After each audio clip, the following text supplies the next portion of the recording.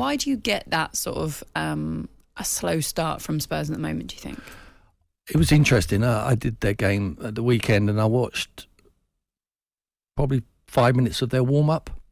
I wasn't happy with what I was looking at. Is that right in the warm-up? I thought it was... I mean, you always look for excuses, Charlie.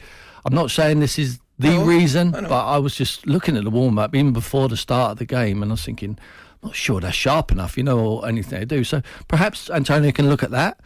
But also I think it is a little bit of a negative approach when they start games and when they start throwing caution to the wind with the firepower what they have and the players who can play on the front foot. I think they need to start that way for me. I mean, you're wasting good talent if you're asking them just to sit behind the ball and be so far from the opposition's goal. So get the ball forward, get it forward quickly, and I think they can steamroll the teams. I really do. I think they've got the capability of doing it. Tell me a bit more about the warm-up specifically. What weren't you happy with? Well, it was just slow. It was just one pace, all running around like Mo Farah. I want to see quick, slow, and a little bit of sharpness.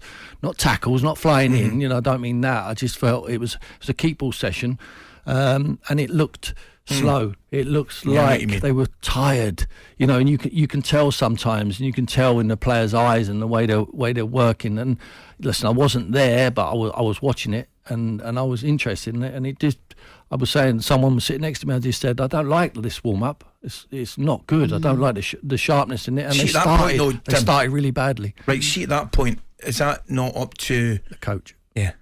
To say, right, come on, hey, nip it right away.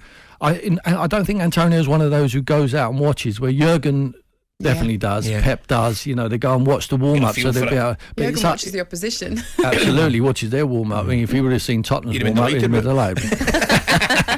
Yeah. Maybe next weekend. You're right, because they go on and they against Bournemouth and they go 2-0 down and then make a job for themselves to get back into it and then eventually win it.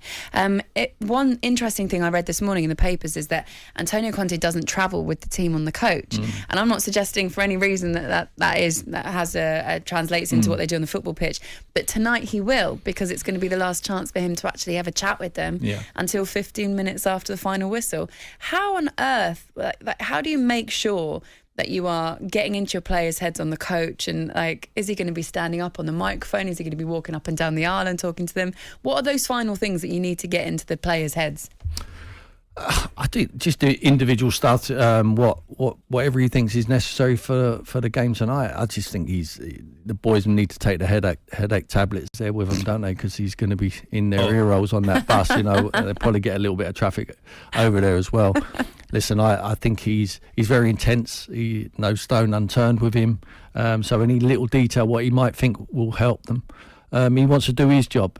Once they cross that line, it's up to them. But he just want to make sure he does everything to prepare them to win this football match. So, look, the second bus now, I think it's very common, because there's so many staff. I mean, when you look around now, there's so many staff, not only on the touchline with them, but sitting in the stands as well. So they need two buses to carry everyone there. I don't know what they all do, and nor probably does Antonio. But they're going for a reason, and they've created themselves a job.